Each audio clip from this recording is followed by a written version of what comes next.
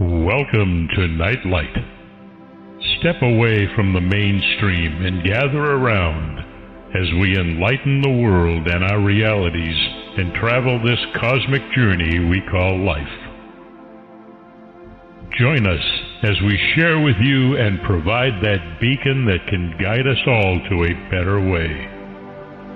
Explore with us as we examine a metaphysical montage of spiritual insights covering everything from the mundane to the magical, UFOs to unicorns, and everything in between. This is a time of awakening, of sharing and evolving, of spreading our wings and soaring on the cosmic breath of creation.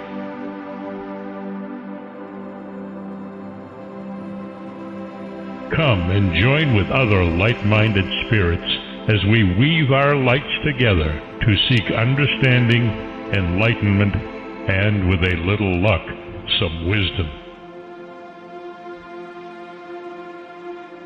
This is Nightlight, a reminder that you are never alone. Good evening, everybody. Welcome to Nightlight again. I have a really exciting show for you tonight. It's on one of my favorite topics that I tend to, from time to time, get so deeply into, I forget I'm doing a radio show and just pumping somebody for information.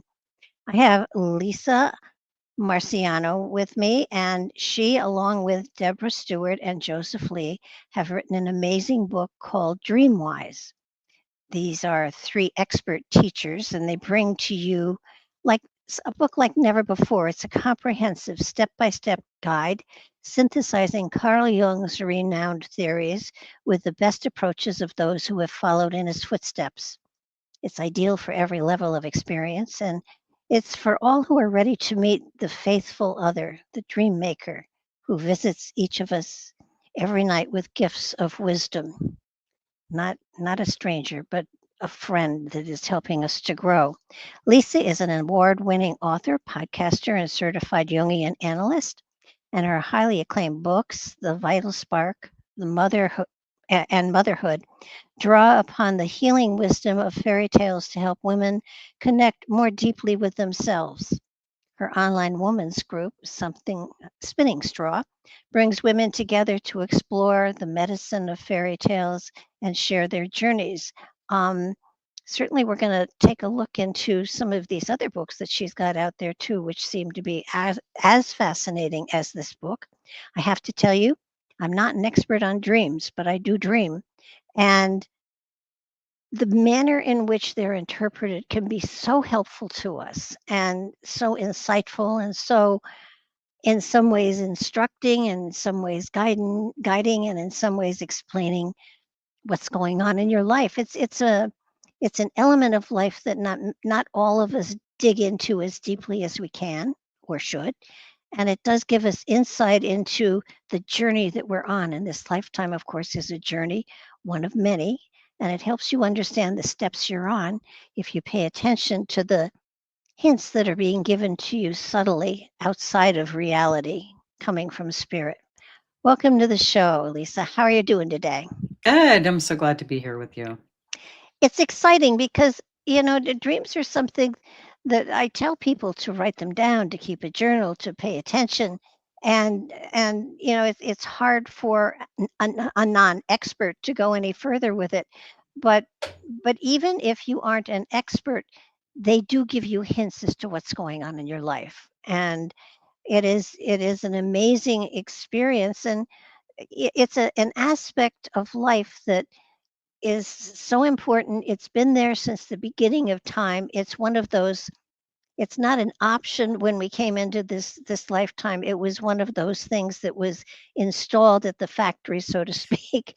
So we should pay attention to it, but we're not really given an owner's manual. So Mhm. it's sort of difficult, but dreams have been important to people for thousands of years. Yes, they have been for thousands of years. People have been writing about dreams, noticing that they can help us and guide us. And of course, early cultures felt like they were often messages from the gods.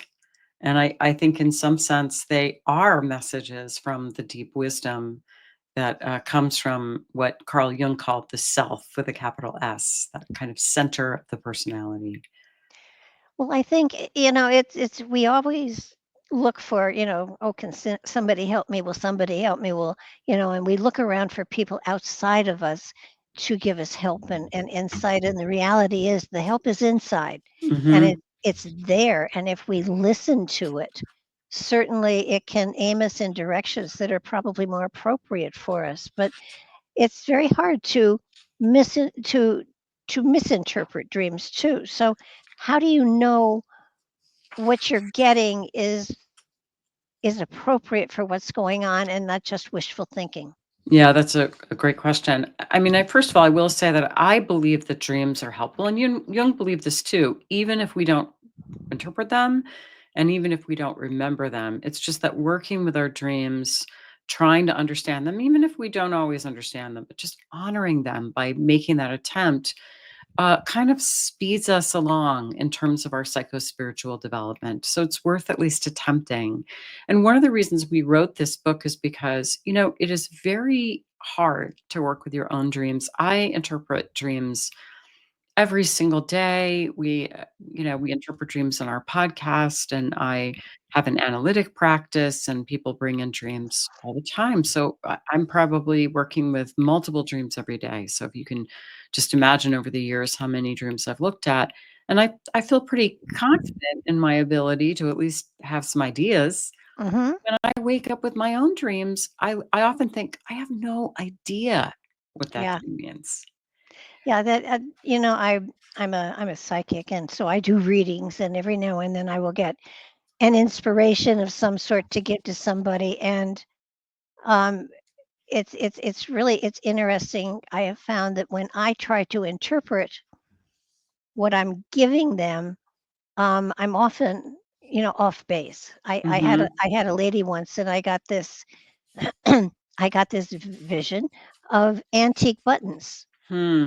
and I said to her, "I'm going to throw this out there. I just got this. I see antique buttons, so you want to, I don't know, check out flea markets, take a look, see if there's something about antique buttons that relates to you, because it hit me really strongly, and I think it has meaning for you." And 2 or 3 months later, she said, "I've been to every flea market, every antique store." She said, I don't understand why you got antique buttons." Hmm. And I looked at her and I said, "Well, there might be another meaning to it." And I said, "Is there perhaps an older person that is pushing your buttons?" And she said, "Oh my God, yes." And Wow. Wow. so sometimes, we will misinterpret something that our higher self thinks is such an Mhm. obvious way to give you Mhm. some Mhm. insight. And so it is really fascinating that, I know I can't read myself. So it makes perfect sense that you Mhm. can't interpret for yourself as well as someone who is fresher and can look at it a Yeah, different well, I way. I I think that, I mean, obviously, I think we can work toward being able to interpret our own dreams. That is the point of the book, and Yeah. we did something, I think that's kinda cool to help people. The problem with understanding our own dreams is that dreams are gonna show us something that we're not aware of, and oftentimes it's something we don't want to be aware of. So Hmm. we get a dream, let's say that we have a dream about a coworker who's being a real pain in the tail, and we don't like that coworker in waking life. So we're like, "Oh, I know what that dream means. That dream, she is just such, she's so difficult. Oh yeah, that I know what that dream means." And when someone brings me a dream like that, I always say, "Well, let's assume that the dream is trying to tell you something you don't already know. You Hmm. already know that this coworker is difficult and that you don't like her." So getting out of that ego perspective and trying to, it's like the way I think about it, it's like trying to see your own back, you Yeah. know? And what we did with the book is as you know, there are 69 keys throughout the book that are basically like little prompts Yeah. that will say, "Did you think about this? What about this? Try looking at this."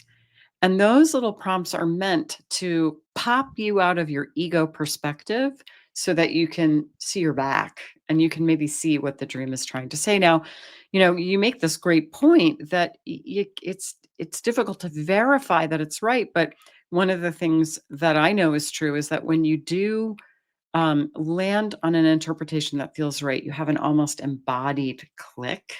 Like you just have an aha feeling, like the woman who said, "Oh my God, yes," when you offered this different interpretation. So, in some sense, you want to cultivate an openness, a tolerance for uncertainty and not knowing, and just try different things until maybe you feel that click. Yeah, I had a recurring dream that was not upsetting, and I was at my funeral, and there was an open casket, and Hmm. people were, which horrifies me, and there were people walking by, and friends were saying, "Now, why didn't she ever wear her hair that way? That's perfect." Wow. And I kept trying to get to the casket as hard as I could, and I never made it up. And so I thought, okay, so it has to do with my hair. I've worn my hair the same way forever. Hmm. I had my hair cut, and I never had the dream again. How interesting. How interesting. It was kind of like, it's a very, very, you know simple thing, but it was sort of like it was time for a change. It was time to Yeah. Yeah. get out of your persona and get into another one. Mhm. And Mhm. I mean, I can go deeper into stuff, but cutting the hair just seemed to stop the dream. That's great. That's really So interesting. Yeah. I think the dream maker, what is it you call the entity, the part of you that gives you your dreams? Yeah, we just call it the dream maker. That's what we wound up using in the book. Just kind of became our word for it as we were writing. So yeah. I kind of like to envision things Mhm. less spiritual and more so that there's this person sitting at this desk saying, "What are we going to give her tonight?" Yeah. Yep.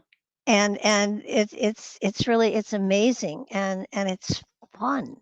And I think people there are people out there that say they don't remember their dreams, but they Mhm. really do.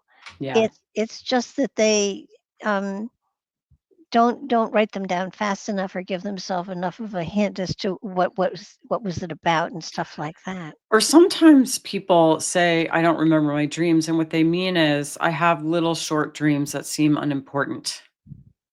Because if you say, "Well, did you dream last night?" They're like, "Well, no, not really, but, well, there was this," and they'll tell, like, this fragment. I'm like, "Well, tell me the fragment," because even sometimes dream fragments can be, like, profound and open up Oh, a yeah. ton of insights. So it's kind of like you wanna value whatever you get, Mhm. and usually as you start doing that, you get more. Do daydreams count? I think that daydreams are related, but, I do think they are a different entity. I think they're important. But I think they kind of come from a different place. They're still informed by the unconscious, but it's kind of like a different function. So, but I will say that if you have trouble remembering your dreams, one of the things that we've done in DreamWise is include an appendix at the back Uh-huh. with some tips for improving dream recall. And what we did was we just went through everything that we possibly know about improving dream recall and just put it all in there. So I think it's something like 16 tips for improving dream recall. So one of those should help. I have told people often, if you go to bed thinking you wanna wake up at a certain time, you do. Yeah. So if you go to bed thinking, "I'm going to remember my dreams," you will. Yeah. At Yes. at least hopefully the most important or the most crucial to you. Yes. Um, and it to me, it's a fascinating side of everybody's persona, and it's a part of you that in many ways gives you a mirror to other aspects of your life that you're not Hmm. claiming during waking state. Absolutely, absolutely. So, So, you know, that the dreams bring the perspective of the unconscious, and this is mhm. the Jungian way of thinking, and the unconscious doesn't necessarily know more than consciousness, but it does know something different. So, maybe you wanna listen to it because wouldn't you just want the more complete picture Oh, as you move through yeah. life? Well, and the thing is, we're here as we're in school. We're Mhm. here to learn about ourselves. Yeah, I like And that. and if we don't, we'll just come back and do it again. I mean, Mm, it's okay. You have eternity. Your spirit is eternal. So as long as it takes, it's going to keep shoving things at you so that you get to the point where you can go to the next step, mm, whatever that is. mhm. But it's lifetime after lifetime after lifetime. And do you deal at all with past life remembrance in dreams? That is not something that we touch on at all in the book, but I suppose it's possible. Well, anything is possible. I mean, but when you Mhm, when you when you look at the amount of space we have in our brain that we don't use, mhm, there's got to be a lot of power and a lot of information there. And it's absolutely. it's sort of like wanting to go into some of those rooms that we haven't been in before and pull that information out as well. I know Mhm, when you we were talking about the dream temples and the places where people would go to dream to get mhm, messages. I mean, I can see that. That makes a lot of sense. And in that case, they respected the information that they got. It wasn't just, "Oh my god, I had such a weird dream last night." It was right. so that as a culture, we aren't paying attention to all the information we have privy to. And Yeah, you're so right about that. The ancients treated dreams as a sacred gift, and we're just likely to say, "Oh, I don't remember it," or "It was so weird." why do you suppose some people don't remember their dreams and some people do? Yeah, I mean, it's a big question. I think some of it is just kind of situational, the nature of modern life that we artificially extend daytime with lights, and that we're often on our phones, and that Yeah. we wake up to alarm clocks. That is very. Most people who are going to remember a dream will remember it on a morning when they don't wake up to the alarm, because the alarm will probably wake you up in the most likely will wake you up in the wrong part of your sleep cycle, and the dream will just go. And then we're not, as you said, we don't really value them as a culture. I think if we valued them more as a culture, there would be more kind of social support for remembering dreams or sharing dreams with each other. Well, S- that's why dream journals are so important. I know that a long time ago I was on a real kick with dreams, and I found that if you had a dream and you remembered it and you wrote it down, it probably had some relevance to something that was going to happen to you in the near future. So in Mhm. a way, the dream was giving you not a warning as much as an awareness of something that was going to come into your life. Yeah. And is it a predictive tool? No, because you have to then interpret what you had. Mhm. But in retrospect, you could. And Mhm. and so I found a lot of people working with their dreams that way. But since then, of course, I've read a ton of books on dreams, and I've Mhm. come to realize that there's so much more out there that can be of benefit to you if you pay attention to Mhm. what dreams are saying to you. And I think the more intelligent people are, sometimes the less they will pay attention to something that is that etheric. Mhm. Mhm. Yeah, because it seems like it's not very scientific or rational. So there's a strong tendency to want to dismiss it. Well, and yet Jung and Freud dove deeply into dreams Mhm.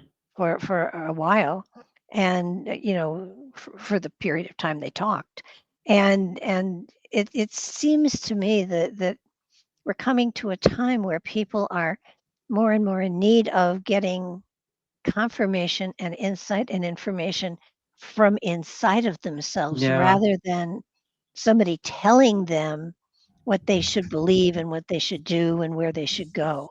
Yeah. So I think your book is very, very timely, and it goes into a lot of different sections. I kind of the one thing, bad dreams, everybody has them from time to time. And, is there a purpose to them, or are they trying to draw your awareness to something that's very important? I mean, in general, I think that, we know that dream research tells us that dreams are more likely to have a kind of negative feeling tone, to be anxious, for example, than to be happy. And that's not really that surprising if you think about, a Jungian theory of dreams, because what Jung said is, and I sort of mentioned it a minute ago, the dream brings what's missing. So the dream is likely to point out where you're wrong. You might not be wrong, but the dream might say, you're not totally wrong, but you missed this. So the dream can really strongly contradict you, or the dream can kind of say, yeah, okay, but also this. Hmm. Occasionally the dream says, yay, go you. Yeah. But those are a little bit unusual. So if we have a dream with distressing feeling tone in it, it oftentimes is a way of the dream maker kind of knocking on our door and letting us know that something's not quite right. Okay. And So, the more distressing they are, it could be the more, like, the bigger the problem is, or that maybe we haven't been listening. Sorry, go ahead. What were you going to say? well, yeah, sometimes they are predictive too. I mean, I have a friend whose mother is in a nursing home and passing away. I mean, she's Hmm. definitely on those last legs, and she keeps waking up and saying, I dreamt my mom died." And I said, "Well, that's confirmation that she's going through a process for Hmm. sure, Hmm. and maybe you're not as prepared for it as you think you are." Hmm. And, I said, "Just, sit with it. Don't Yeah. don't, it's my sister's husband was dying of cancer, and when she was at hospice with him trying to get him to eat, the nurses finally pulled her aside and said, "He doesn't want to eat anymore." Right. And my sister's a nurse. And she said, "But he has to eat it, because, he has to get better." And they said, "He's dying." And, Yeah. it was a shock to her. Mm. So Hmm. so, there are those moments, but people, not everybody has those kind of moments all the time, but every now and then, you'll have a dream that is confusing or upsetting, and you want to step back and take a look at what was it saying, Hmm. and and what does that have to do with what's going on in life? I don't think we ever have dreams that don't have some relevance on some level. Right. I totally agree with you. I think every dream is meaningful. Some people might disagree with me that, but I believe every dream is meaningful. The unconscious took the trouble to send you the dream. There must be something it wanted to get across. What I'll say about dreams, kind of predicting the future, is we Jungians think of that in two different ways. Hmm. There are dreams that Jung talked about, the prospective function, meaning that the psyche is always looking to the future, and the unconscious is tracking lots of information that never make it to consciousness. So the unconscious is pretty good at looking at a pattern and saying, if it keeps going like this, here's what's likely to Yeah. happen. But Jung said, it was a great metaphor. He said these dreams are predictive in the same way that, like, a weather forecast is. So the weathermen don't have special magic powers. They just look, well, here's a low pressure system and here's a high pressure system, and the winds are coming from here. And then they can say, yeah, there's a pretty good chance that it will snow or whatever. And I think dreams are often like that. And I'll give you an example. You shared that dream about, your friend, whose mother was dying. My mother was dying, and we knew it was the last days. Yeah. Maybe it was going to be a week or something, but we knew it was coming. So there was no question about that. But I had this dream that I was, like, going somewhere, and I didn't remember to, like, I didn't pack all the things that I needed. Mhm. And at that point, I was getting ready to go leave my home and go stay with her in her final days. And I took the dream because, like I said, my own dreams, I took it kind of literally. I was like, all right, what do I have to remember to bring? But of course, when I got up there, I was like, oh, no, I have to get ready for this. I haven't really prepared myself for this. So the dream was just sort of saying, yep, you're not quite ready. Prepare yourself for what's about to happen. So we give some examples in the book of dreams that are kind of predictive in this way. Mhm. And then there are precognitive dreams. Yeah. And there's no question that precognitive dreams exist. But Jung says this great thing in one of his letters. He's like, but you never know if it's precognitive until afterwards. So Well, this it's is true. See, it's probably not really and so a lot of people, especially when they're new to dream work, will have an upsetting dream. Like they dream that they die or that someone they love dies and they're really frightened. They say, does this mean it's going to happen? I was like, the overwhelming likelihood is that this is a symbolic image, Yeah.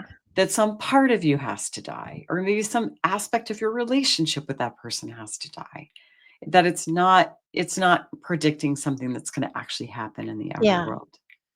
No, that's if somebody came to me, I would say, "Hey, it's like I don't use tarot cards, but I people will Mhm. come to me and say, "Oh, the death card came up and I don't know what I'm gonna do." And it's like, well, calm down.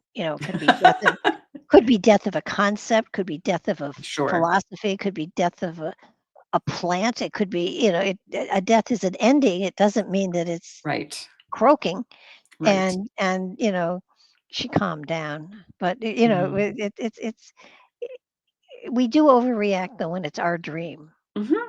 and Mhm. and I have to admit there have been a couple times where I've had a similar dream, and I've woken up and I've gotten my blood pressure machine out and I've gotten my heart thing out, and all right, it's not me.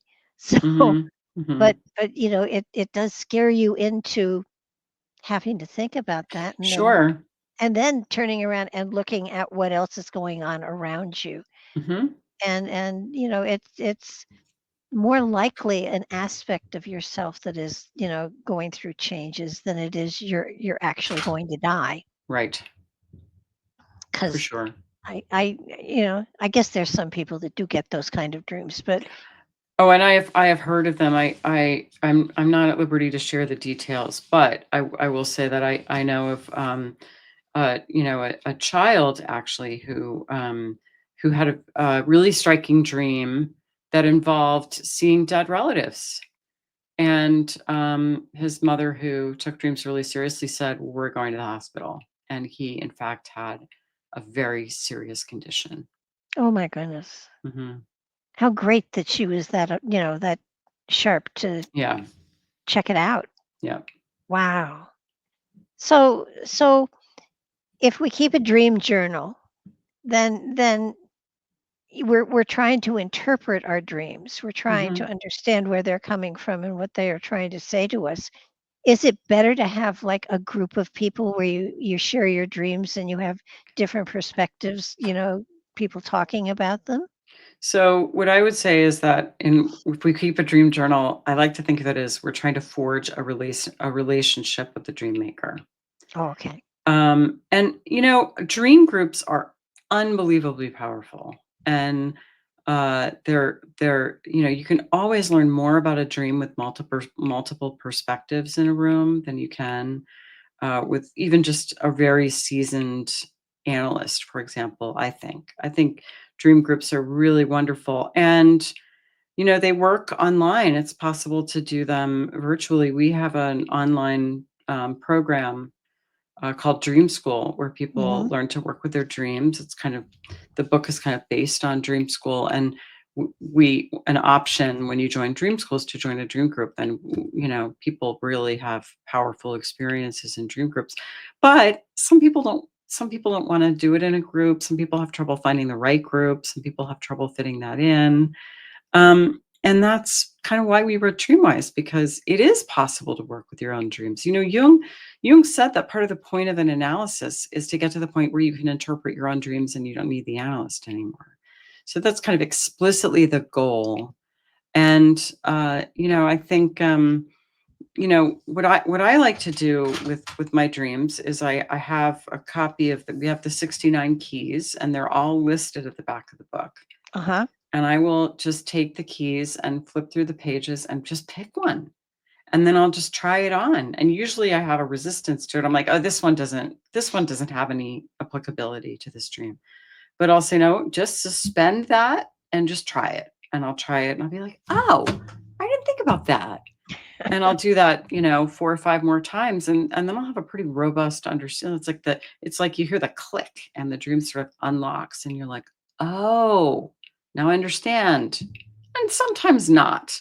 Yeah. But, dreams are really, and I'm so glad for this, dreams are really mysterious, and it would be a sorry thing if we could always apply a certain algorithm and come to a clean understanding of a dream.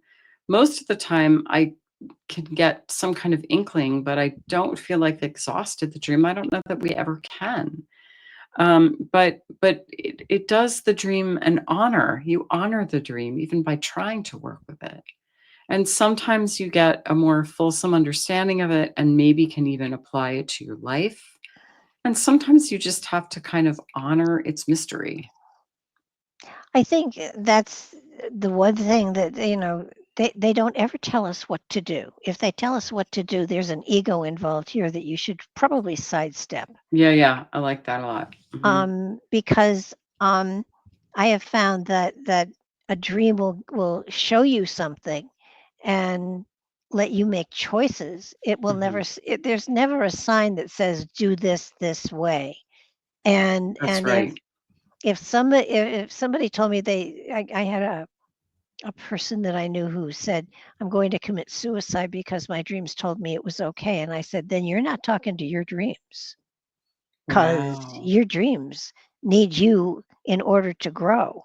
So if you kill yourself, you've ended their existence, and no dream would tell you to do that. So Yeah. Wow. let's look at this in another way. Um, and I think that's something people should understand. It will give you different perspectives that you can look at something, and you make your choices. The dreams do not. Mhm. So, I mean, and your dream is you, it's your higher self, it's the spirit within. It's an entity that wants the best and the best for you. Mhm. So it's going to help you. Will it tell you when you're making a wrong choice? Probably not, but it will show you options. Mhm. Very and much so. and maybe you're meant to make a mistake. Mhm. I mean, there have been a couple mistakes that I've made that I realized, well, all right, that was not a smart thing to do, but it could have been so much more disastrous. So let me learn from it now so it isn't repeated more harshly later on Mhm. on the Right. road. Right. Um, but dreams are I think magical. I Oh, really think absolutely. there's a sense of magicalness to it, and I can't remember how many now, but you said someplace in the book the number of dreams that we usually have in an evening. Mhm. I mean, is it 6? Yeah, I think it's something like 6. I think that's what the Okay. science says, is that most of us dream 6 times a night. Wow. Yeah. And if we could recall all 6, would they all be on the same point, or would they be on different points that we were supposed to be looking at? Usually that's an interesting thing. Usually, if we remember multiple dreams from the same night, they often are on a similar topic. They may look very different, but then you can kind of see that they are addressing the same topic. And that can be really helpful, because sometimes let's say if you have 3 dreams from the same night and you look at them all side by side and you're like, what? But then if you think, well, what do they all have in common? And then it's Mhm. like, oh, okay. Then you can kind of begin to see what the common threads are. Are you able to there have been times when I've woken up from a dream, not like the way it ended, and went back to sleep to end it a different way. hmm Now, is that a conscious dream, or is that because I've gone back to sleep and gone back into the dream? hmm in a way that's a little bit, I mean, in a way that's part of the dialogue, right? Because I Hmm. see dream work as a dialogue between consciousness and the unconscious. So the unconscious said something, you woke up and you said, wait a minute, I don't like that, and kind of went back to the unconscious and said, what else you got? But Yes. it was a little bit like a conversation. It's dream state is something that I love because it hmm is like going to an amusement park. hmm And there's always another ride. There's always another thing you can look at and test and apply or not. But hmm that's what I loved about your book because you have also the journaling questions that you have Yep. in at the end of each section that you can sort of reflect on how is this helped, how is this not helped, is this something I'm going to apply or not. Um, not not as you said before, not everything is going to feel like you want to apply it, Right. but there's so much there. hmm By the time I got to the end, it was like, okay, so now I have to go back and read the book again slowly. Well, I read the book before I do any interview, Mhm. but there are some books that you really you have to apply the Yes. suggestions, and reading through it you're not applying the suggestions, you're gathering. But I wanna say I appreciate what you're saying, but I think, at the end of the book, I don't think you have to reread it. I think you can just go to the back where we have all of the keys. And the next time you have a dream, just thumb through the pages and just land somewhere, like stick your finger on a globe or open a book up and just say, Mhm. okay, let me try this one. And if it doesn't work, flip around and try a different one. And you can just you can it's what we wanted to do is make it kind of easy to dip in and out of. Mhm. And I think the keys kind of allow you to do that. Like you don't have to thumb through the whole book. You got the major ideas and then just go use the keys. It's an amazing tool to use to help to self help yourself. And Yeah, so I know that today so many people are looking for people who can help them as right. opposed to tools they can use to help themselves. Right. And your book is a glorious tool. It I really is. hope that it is. I really do. You keep on making this wonderful point about how um, dreams are the answer within. Like people are looking for answers and they're looking out there, but what about looking in here? And there's this quote that we quoted in the book that I just love. There was a fourth century philosopher named Synesius of Cyrene. And he loved dreams and he wrote about dreams. And he said that everyone should become an expert on on their dreams. He said, because the knowledge found there comes from us, is within us, and is the special possession, the soul of each of us. It's our own. Our dreams are about our particular soul, about our particular life situation. They're crafted just for us. So that is something Absolutely. pretty special. Well, and it's a wonder that modern science hasn't clicked into this aspect before Mhm. now. Mhm. When the ancients had temples for it, when people had places they would go to experience dreams or vision questing, which is Mhm. dream state, Yes. it's getting. You use the word soul, I use the word spirit, but Mhm. it's same entity. I think we're talking about the same aspect within ourselves. Mhm. And to me, if you can get in contact with that, you have connected yourself to the link of the source of all creation. It's Mhm. sort of like your spirit is going through time and it has a purpose. And each lifetime, there are many things that you have to learn to gather to expand the Mhm. knowledge and wisdom that you carry. And I tell people, you came into this lifetime with a purpose, and it was not necessarily to bring peace to the world. It was Mhm. for your spirit to gather certain aspects, and they could seem so tiny and so insignificant to you in waking state. But once you plug them into everything else that's been gathered, magic happens. Mhm. So don't think anything is insignificant, because there is nothing that happens that is insignificant, Mhm. even your mistakes. Mm. Yeah. So and take my advice, make little mistakes, not big ones, because they keep coming back at you. So you might as Yeah. well learn them when they're little instead of when they're big. Um, Mhm. you speak too of the animus and the anima. You want to Mhm. kind of go a little bit into that for Mhm. everybody? Sure. Well, so it's very much a book about Jungian dream interpretation, and so Hmm. we're working off of Jung's model of the psyche. And Jung's view of the psyche was a little different than Freud's, say, because he believed that there was ego consciousness, which is kind of what we Yeah. think about when we think of I. And then for Jung, there was the personal unconscious. And so that might be things that you've forgotten, or maybe things that you noticed kind of outside conscious awareness, and they never really kind of cross the border into consciousness. Things that you don't want to remember, that's the personal unconscious. Below that is the collective unconscious. And this was Jung's particular idea.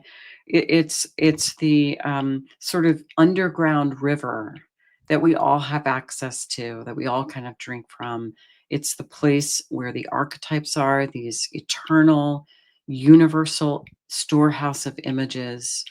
And so the animus or anima, which is the Latin word for soul, anima, um, is a very particular kind of archetype. And Jung formulated this idea that men have a feminine part of the soul, and that is the anima, and women have a masculine part of their soul that is called the animus.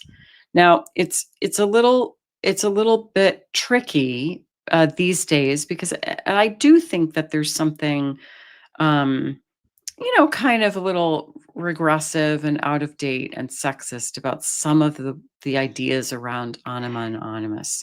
Okay. However, I think fundamentally it's true that we have these kind of contrasexual parts, and also that um, that the aspects of ourselves that are unconscious, that we've never met before, but represent our unknown potential, often get pictured in dreams as an opposite sex figure, because it's different than us.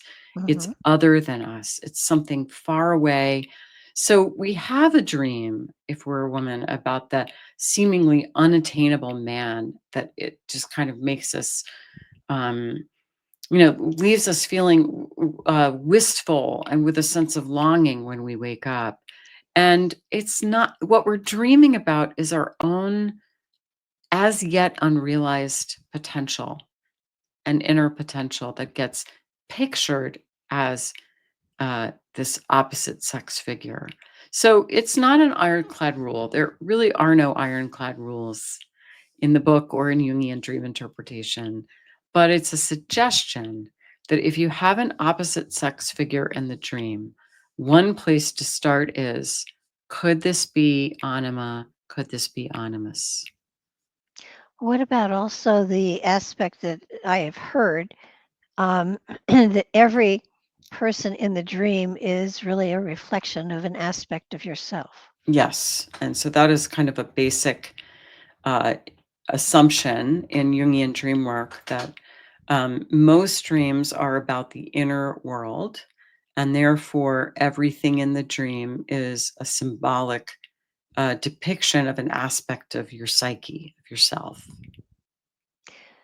So dream analysis is different from going to psychiatric analysis in a way. Well, I would say that dream work is an important part of psychoanalysis for most schools, and it's particularly important for a Jungian psychoanalysis. Hmm. So it's to me, it's a way of understanding myself better, of what's going on within me and around me. Absolutely. And I have to admit um I don't have a dream journal, but the dreams that keep repeating themselves, bug the daylights out of me. Mhm. And those I will sit and work with and say, what are you saying? Right. What Right. is what are you trying to get across to me? Because I'm tired of the repeat. So so let's dig into it. Sure. And I had you had mentioned, would I share a dream, and I will happily share this one, Okay. because I think I have part of it worked out, but not. I keep A long time ago. I mean, right at the moment, I do not have a relationship. I've had 3 marriages, and, 2 of my ex-husbands have passed away. And and so for the last, oh gosh, 25 years, Mhm. my relationship has been my work. Mhm. And so I keep having this repeating dream of a relationship I had 35 years ago Mm. with a man, and, we became engaged. And I found that he had cheated on me right, left, up, and down. I mean, big time stuff looking back, I think. Wow. What was I thinking? But I did it anyhow. So, and I keep remembering that relationship.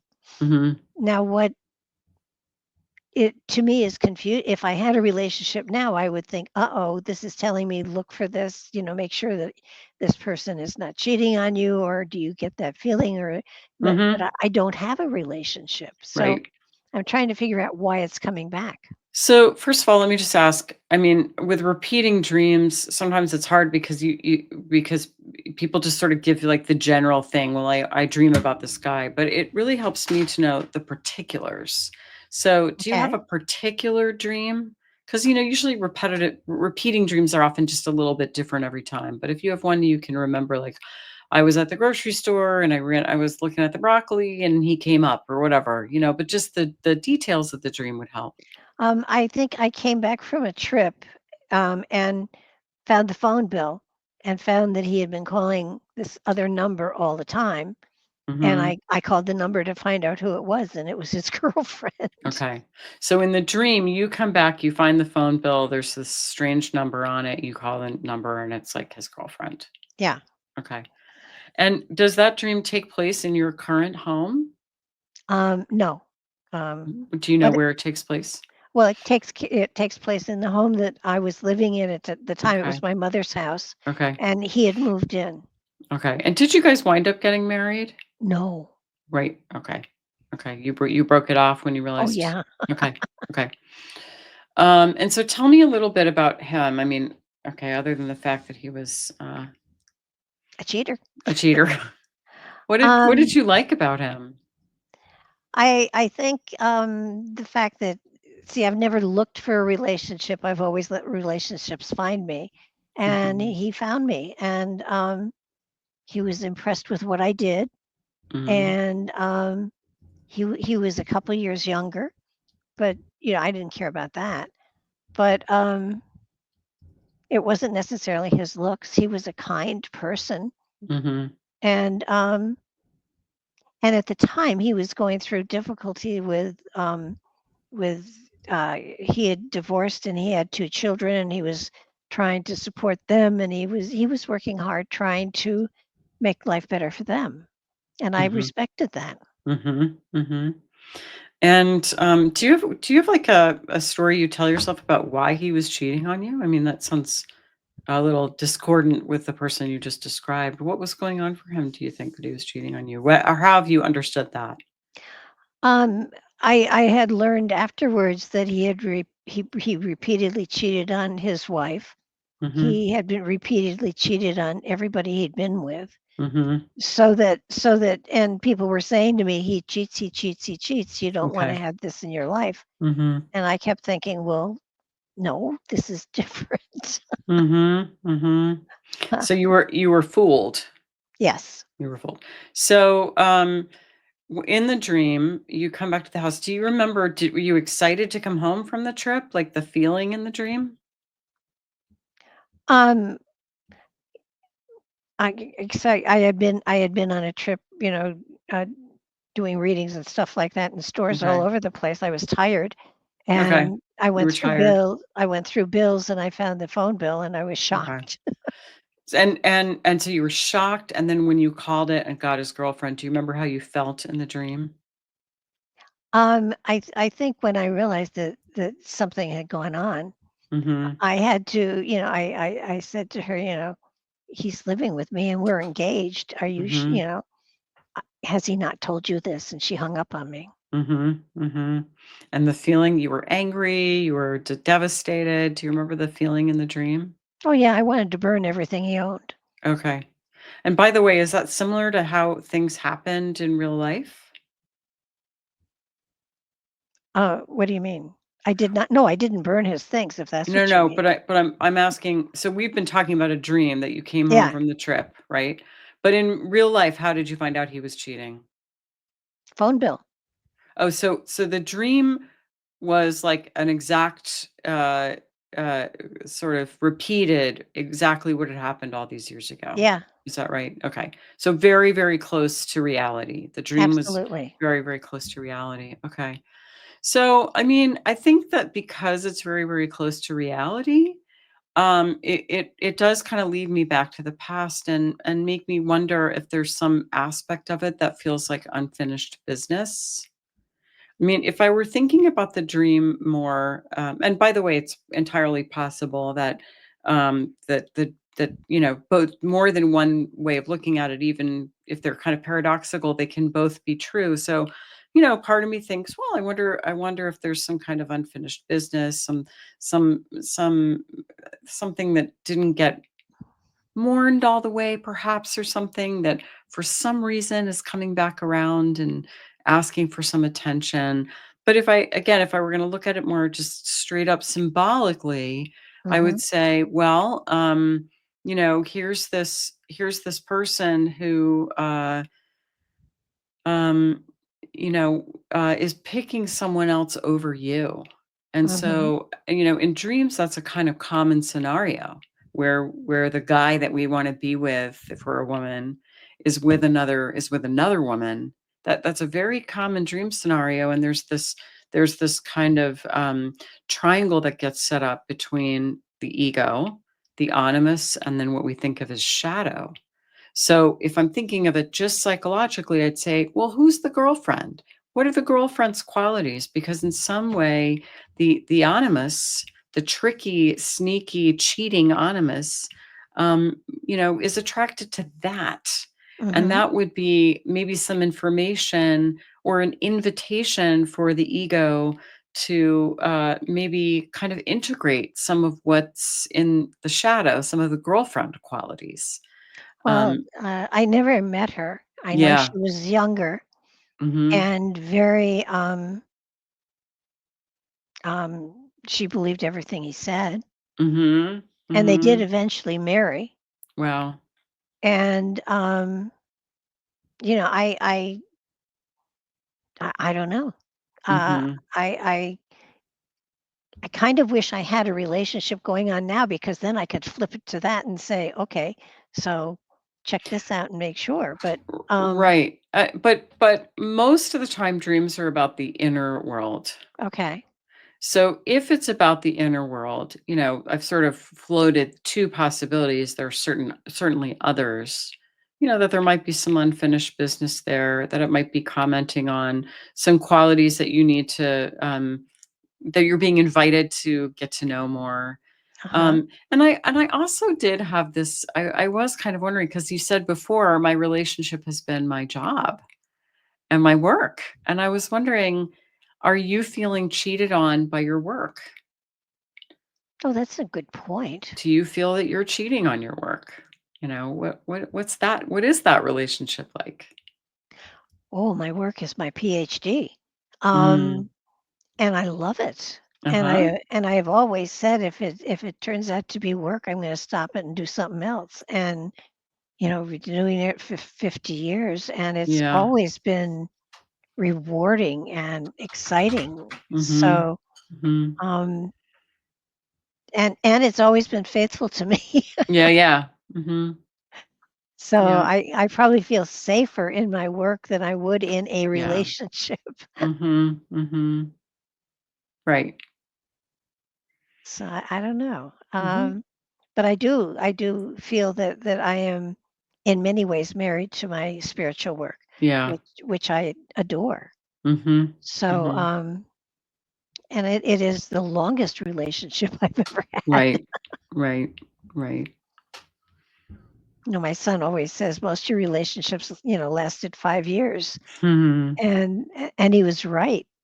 Um, my last one didn't last 5 years because he died of cancer, so that one doesn't count. But beyond that, usually 5 years. Mhm.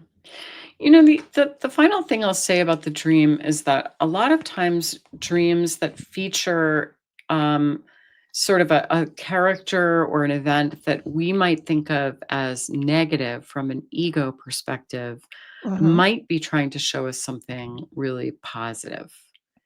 And so there's this one of the keys said you might just try imagining that the attitude of the dream ego is wrong.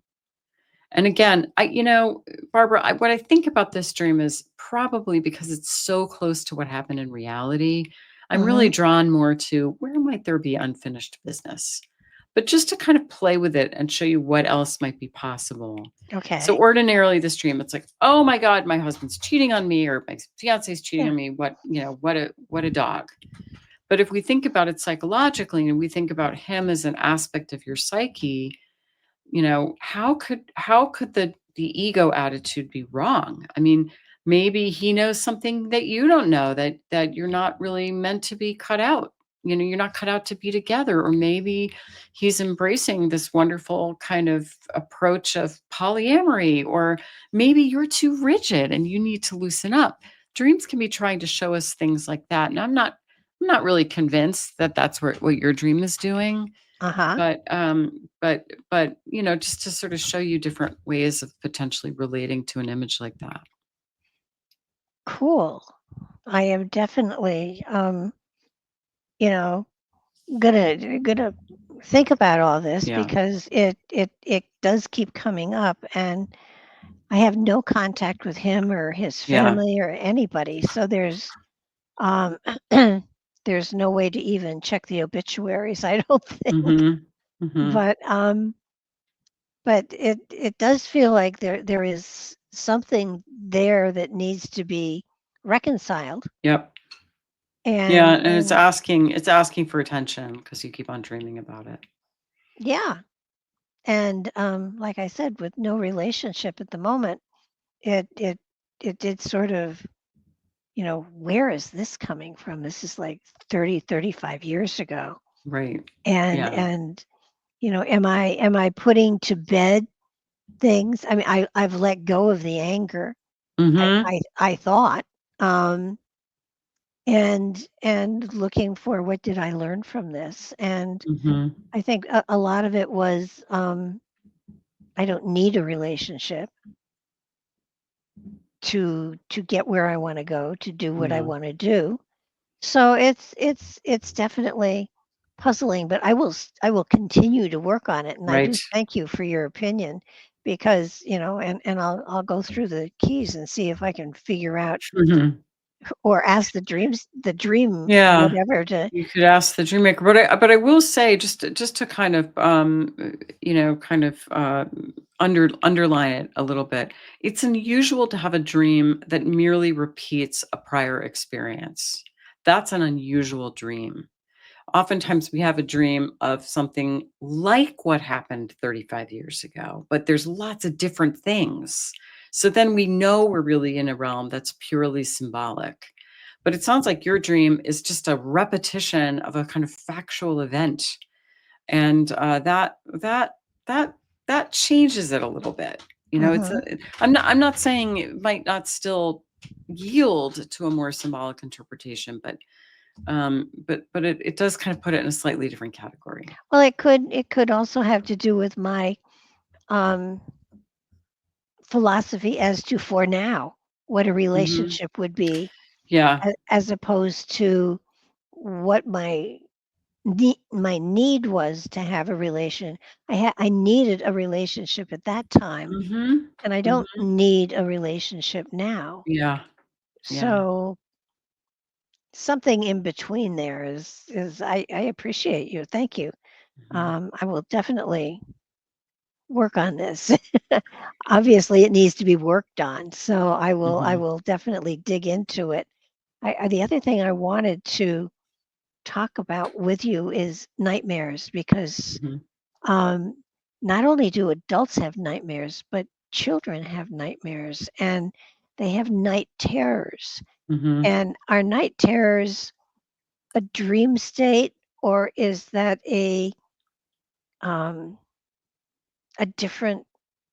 The reason I ask is that because my grandson, who's now 21, when he was Mhm. very very Mhm. little, had these night terrors, and I remember him screaming once, and I picked him up, and my son said, "No, put him down. They want him to scream it out." And I thought, Wow. "Okay, you're his father, but I don't agree with this." And so, but he's okay. He's perfect now.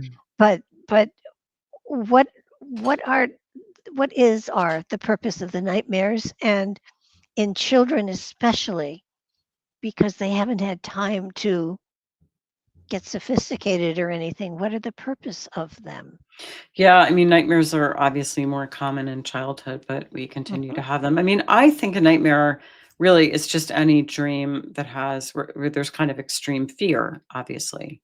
Yeah. And there's a whole chapter in the book about how to understand emotions in dreams. And the truth is that many dreams are frightening and some are nightmares. And I think it's the dream maker's way of saying, pay attention to this. Okay. It's, kind of like some emotional highlighter. This is really important. And if you've been ignoring a psychological problem, you may get a nightmare about it. It's a way to kind of turn up the volume. Pay attention. I think everybody is. I think I can remember having some and getting up and doing laundry because I wasn't going to go back Yeah. to that Yeah. bed. Um, but Hmm. if one has a nightmare, is writing it down the appropriate thing because that's just almost cementing it in reality.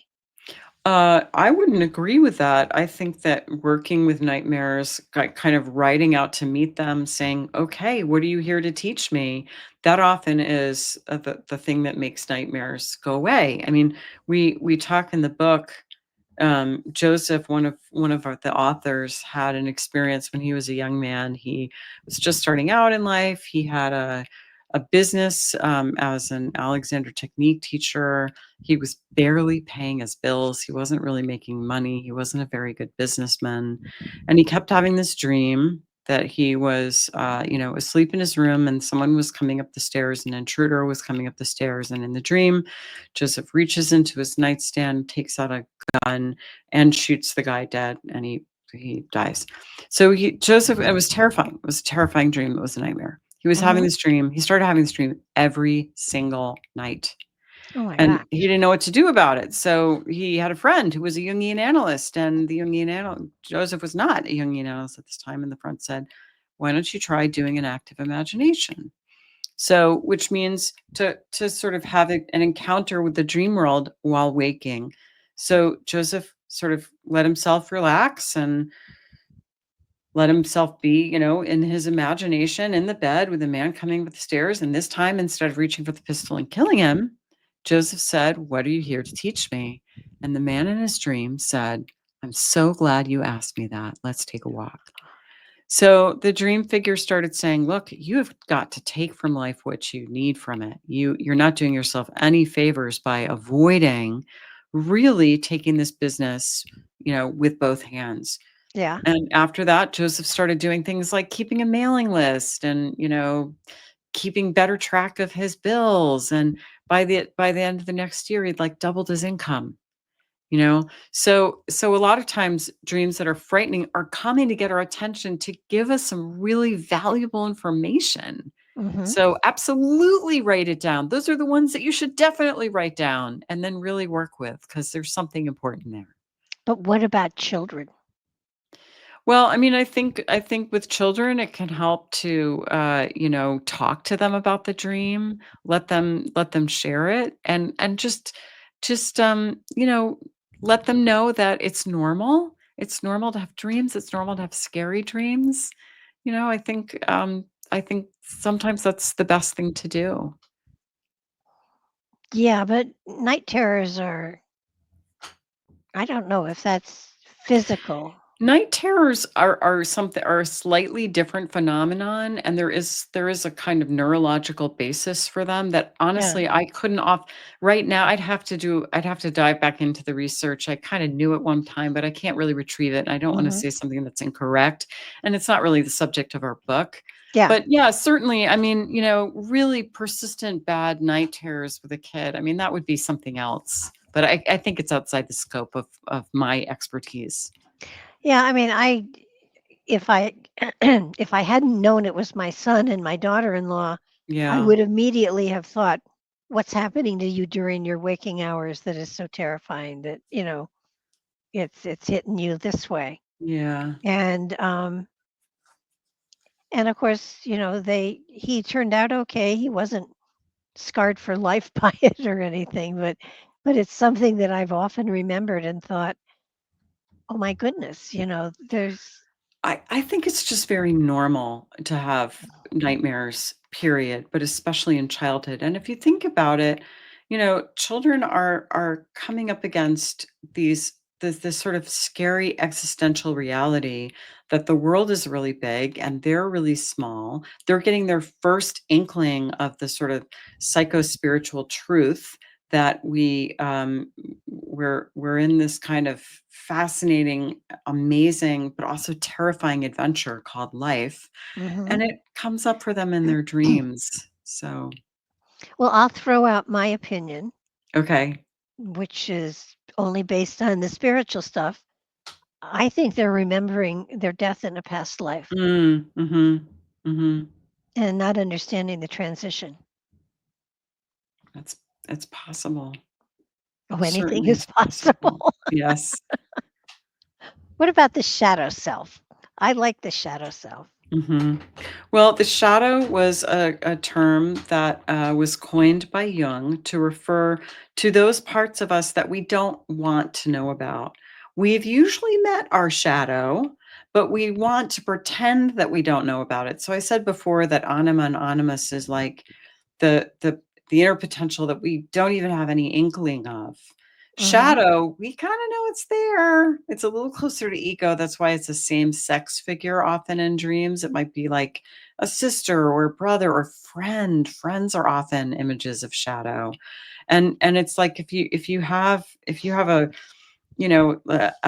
I don't know, your sister-in-law in your dream, and she's really annoying, and then you wake up and you think, okay, so that's a shadow figure.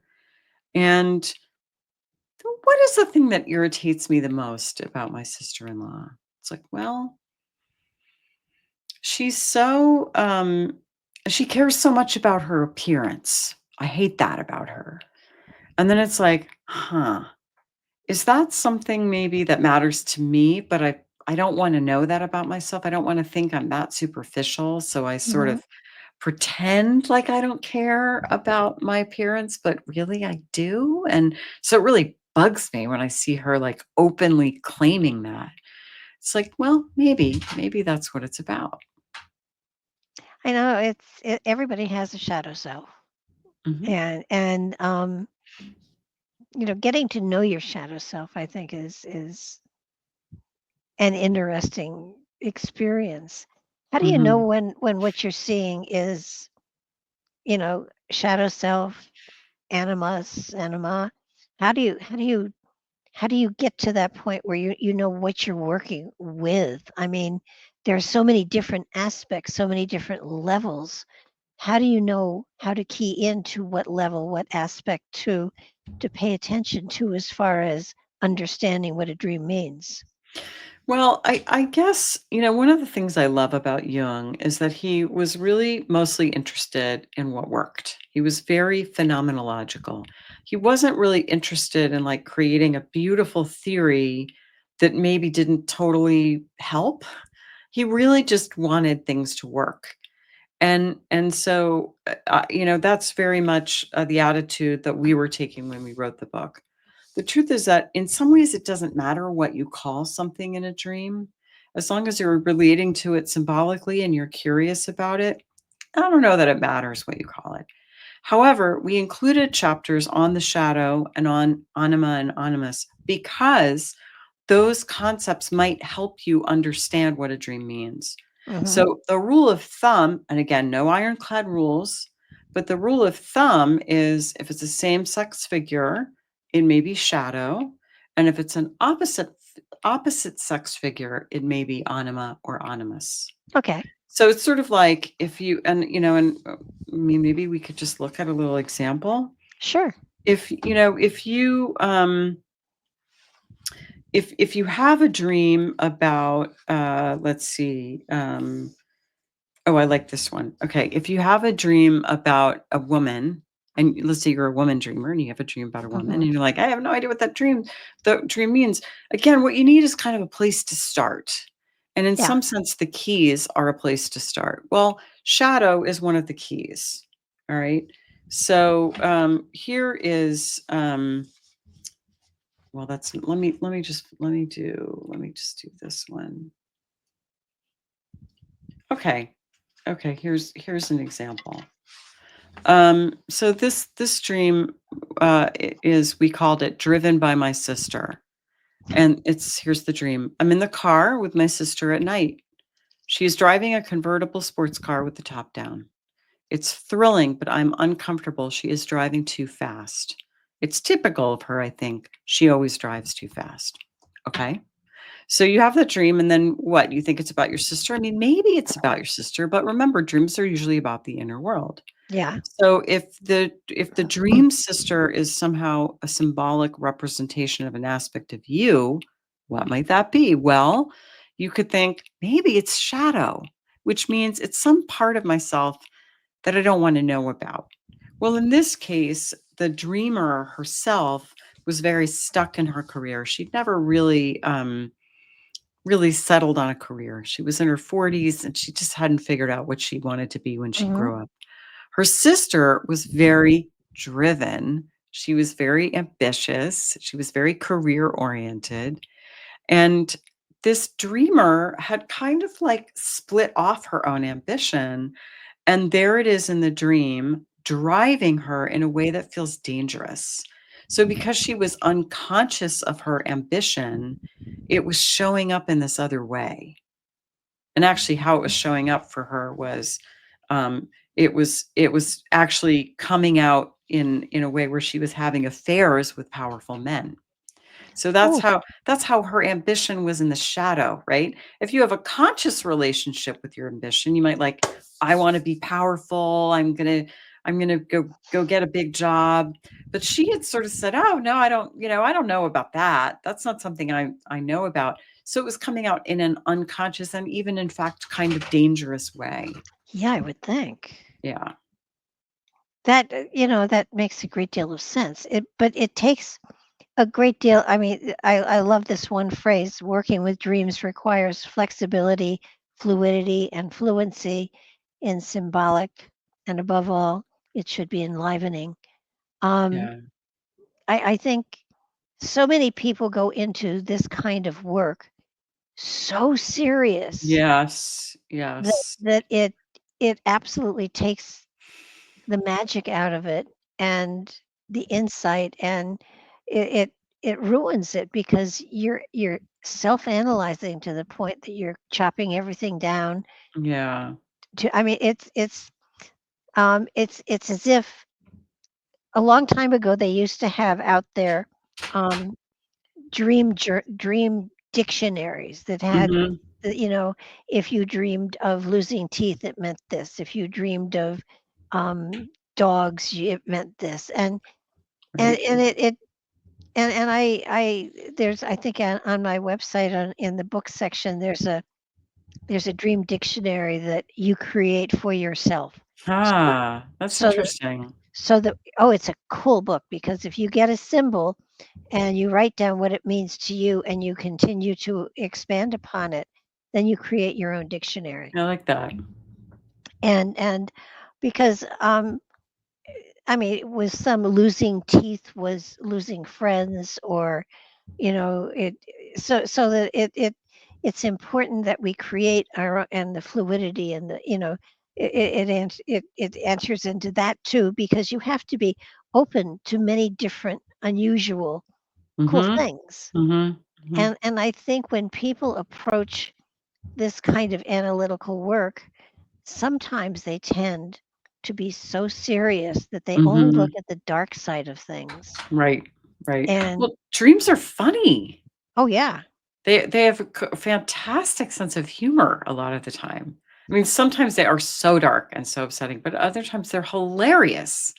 Oh, absolutely. I have some clients who come in and bring their dreams and that I've been working with for years. And one woman, she for we've done so many dreams together, and her dreams often feature her eating some big, delicious food, some wonderful feast. And she will bring in a dream and it will involve her eating some wonderful food. And we'll both just start giggling because it's just so great. Like, there it is again. She's at a feast in her dreams. And Hmm. it's just so delightful. It's just really delightful. So, And low calorie. yeah, that's right. That's right. No, I think that working with any form of dream, especially, is important that you remember the joy, Yes. because you're looking for enlightenment, and that means joy, and that Yep. means laughter on some level. And if you Absolutely. can't find that, then you can't heal. You Mhm. can't grow from it.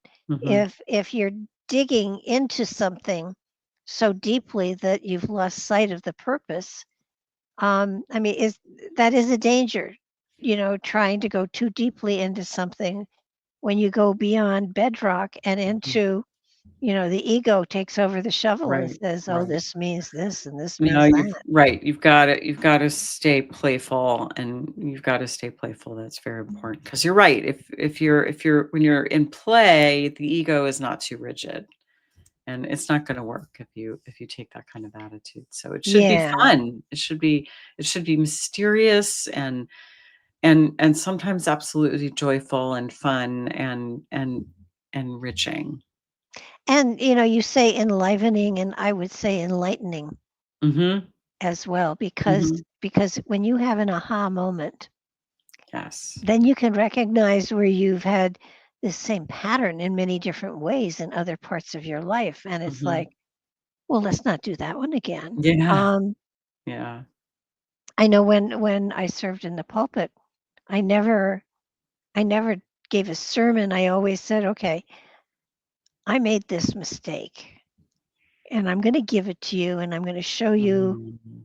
what my better direction would have been. Mm. And I screwed up, and it was there's always a spiritual flavor to it. And I say, now you know about this kind of mistake, go make your own, Yeah, but that's lovely. but Yeah. don't repeat mine because it's been done. And so it's the same with all of this interpretive work. It's like, okay, there's a message here for me. Mhm. What is it?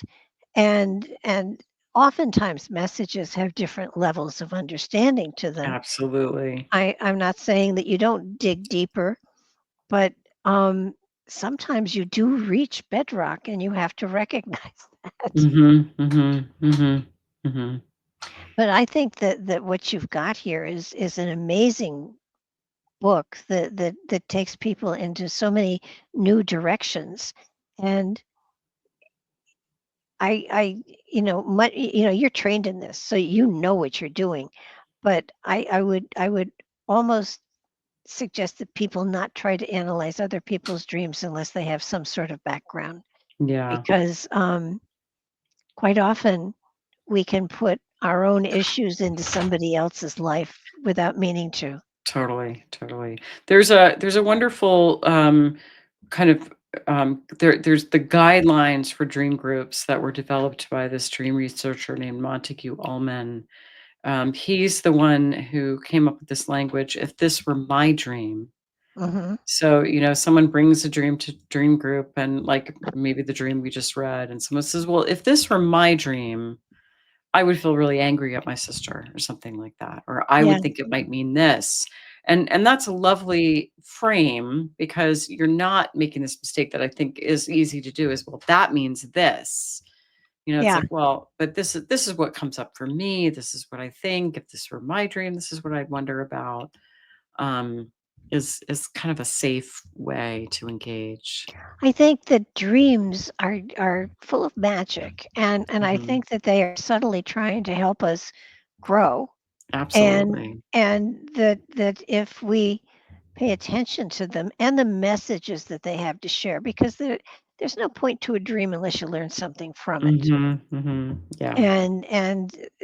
And sometimes it's very simple and sometimes it's very profound, but it takes wisdom and balance to do it. And Mhm. I think a dream journal is a great way to start. Mhm.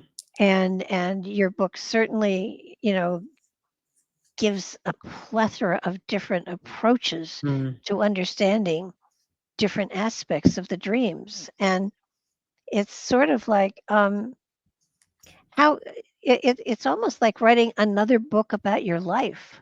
You Hmm. know, Mhm. this is what's going on this level of my psyche, and that level of your psyche is really focused on getting you through this lifetime and teaching you the lessons you're here to learn. Mhm. And so it's a matter of paying attention. And there's always another lesson. You're not going to run out of lessons before you run Right. out of life. I mean, it's That's just right. it's a magical time. But I think your book is just amazing. Are dreams ever a warning? Yeah, I mean, like we talked about when we spoke about how they can be kind of predictive, not Yeah. in a precognitive way, but I think dreams warn us all the time. We have a couple examples in the book, including this one kind of seemingly small dream that I had, which was a real warning. It's like, hey, you've got the time wrong. You're going to screw things up if you don't check the time again. And the dream warned me, and I checked the time and wound up thankfully showing up at the right time and place. And we mentioned another person who just kind of had a very matter of fact dream. He just woke up. He's like, the dream just said, "You have colon cancer," and he did. Oh my gosh. So yeah, that we talk about that in the book as well. Sometimes dreams are just so. You know, I think especially about like embodied things, sometimes it can be warnings, but really, just about anything that the unconscious has been tracking that consciousness maybe has gotten wrong or lost track of. How does the ego fit in here? Because, we're talking about a lot of really important things, and yet the ego is always functioning within our waking state, at least, if not Mhm. our dream state. Is the ego still there? Well, the dream ego, we use that term to refer to like the I in the dream. So when you have a dream, it's like, well, I was driving with my sister, right? So the I in the dream, that's the dream ego. And it usually does kind of correspond more or less with the waking ego. So most of the time in dreams, when we're in the dream, we recognize ourselves. We're like, yeah, I look like that. I would act like that. That's how I would actually feel about that. And so oftentimes the unconscious uses the dream as a way to kind of comment on the attitude of the ego by by showing us how we look. It's like it puts us in a little play, right? And there we Hmm. are. There's the dream ego. We're watching ourselves up there on the screen or on the stage, and we're like, "Oh, is that how I look? Is that really what I'm doing? I'm really doing that? Oh boy, I better watch out." Hmm. Okay, because the ego in my waking state, is constantly commenting on things, and it's like, every now and then it's like, oh, give me a break. Yeah. Yeah. I don't think so. But and every now and then it gets something right, which is, frightening. But Mhm. I think your book is fabulous, and I highly, highly recommend everybody pick it up. It's Dreamwise Unlocking the Meaning of Your Dreams. And Lisa, I thank you so much for being here. This has been a treat and a half. Well, thank you so much for having me. I've really enjoyed our conversation. Oh, me too. And everybody keep watching. Nightlight will be back on Thursday, I believe. Take care now.